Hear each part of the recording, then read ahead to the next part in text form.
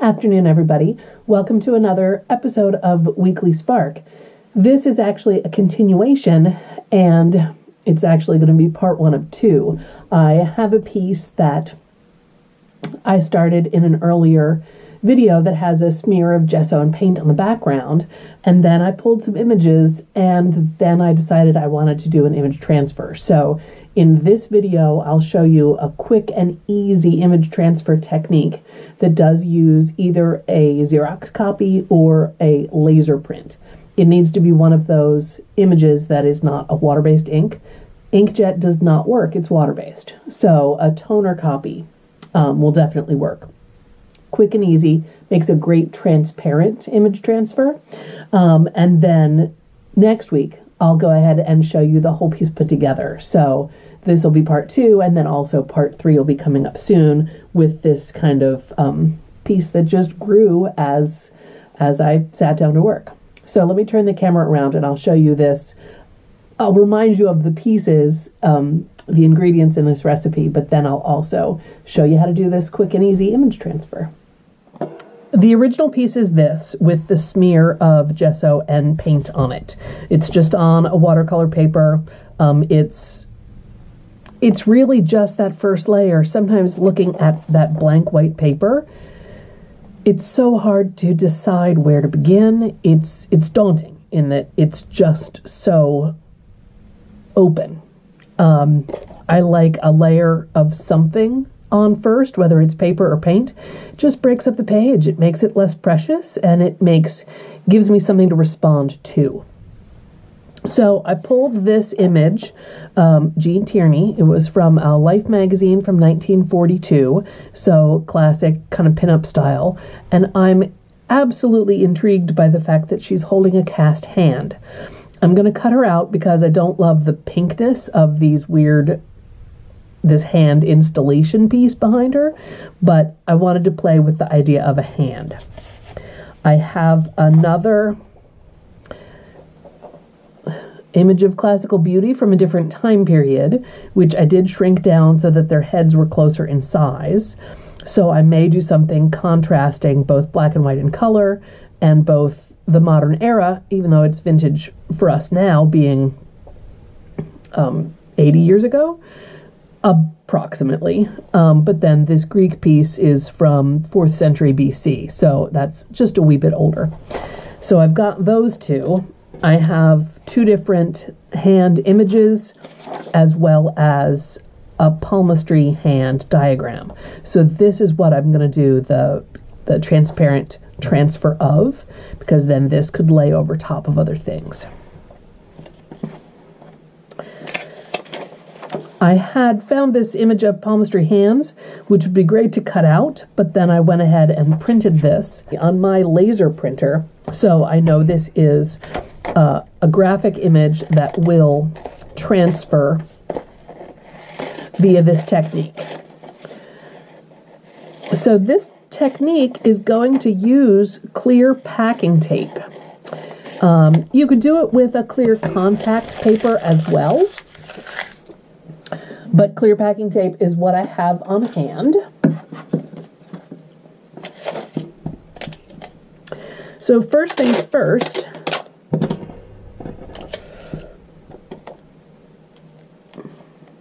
wasn't quite long enough. I guess I'll go crossways.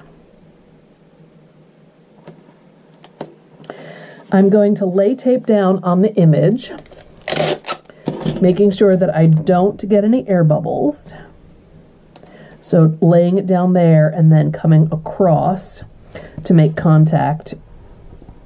Any air bubbles you can kind of like wiggle out and press to the side. And I'm overlapping each piece of tape by about 1/8 of an inch so that there is no paper showing in between. It gives me a little bit of seam where they overlapped. That's fine.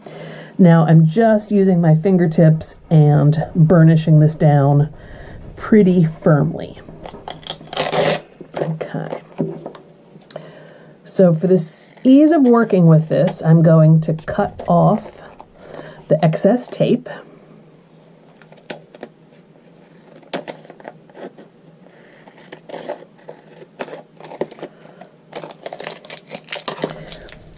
And I'm actually going to lay a paper towel down on the table just so it's a little easier for you to see. It'll soak up the mess I'm about to make, but it'll also give us a slightly more visible kind of workspace. So the premise behind this transfer technique is that the toner, or the laser print, the ink of this image, is going to stick to the tape. And what we're going to be doing is gently kind of washing the paper off of it.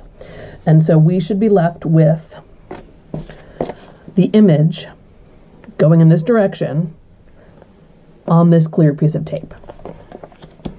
It's one of the easier transfer methods to do. And once you get the basics down, you can also play with doing different levels of, erasing of the paper. So you can actually have images that are partially transparent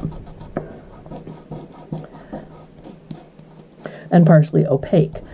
For what I'm going to do, I want to go fully transparent. I'm not exactly sure how this is going to work into my collage yet, but because there's a lot of gray tones, halftones, and shading in this diagram, I want to take off as much paper as possible and have it be pretty see-through. So I'm spritzing it with water. You could also use water and a sponge, doesn't matter. You'll know when it's wet enough because the paper starts to rub away.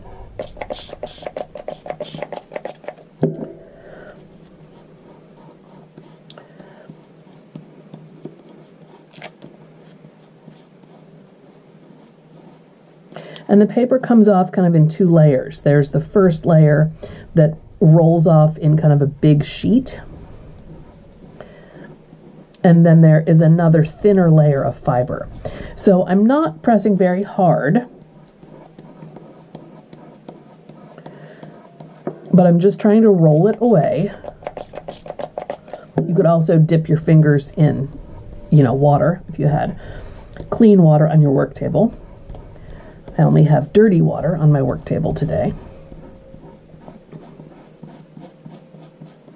So let me show you the progress of this so far.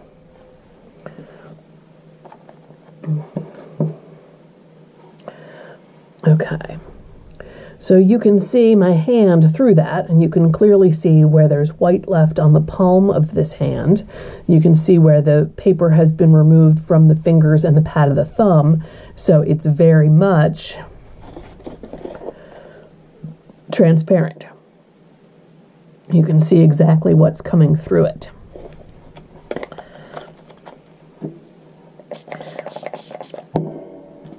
And surprisingly, even after you do all this and take off the paper and get it so wet, sometimes there will still be some stickiness left to the tape. I usually use gel medium to glue these pieces down into my collage work, but sometimes they will almost stick on their own.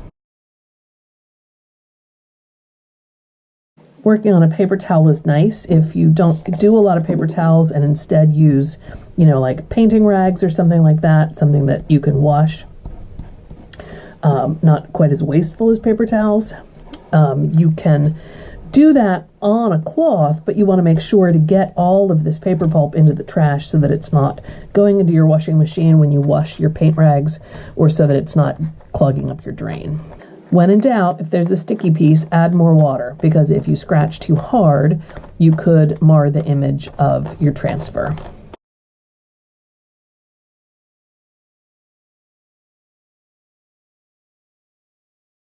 So there, that's it. That's my image transfer with clear packing tape. If I used a clear contact paper, then the top surface would be more of a satin finish and not this high gloss. Depending on the context, sometimes the gloss is a little distracting. I think that hitting this with a coat of matte medium would tone down the gloss, but it doesn't usually bother me too much. So seeing it in place You can see exactly how it shows the paint underneath, the texture underneath, and it's a really cool layer that you can add to things. Now, how this is going to work into my collage, I'm not sure yet, but I'm going to cut out some pieces and experiment and fiddle-faddle a little bit, and I will bring you the next chapter next week. But it's kind of too good to be true with this kind of clear image transfer. So, thanks for tuning in, and stay tuned next week for the next stage in this collage.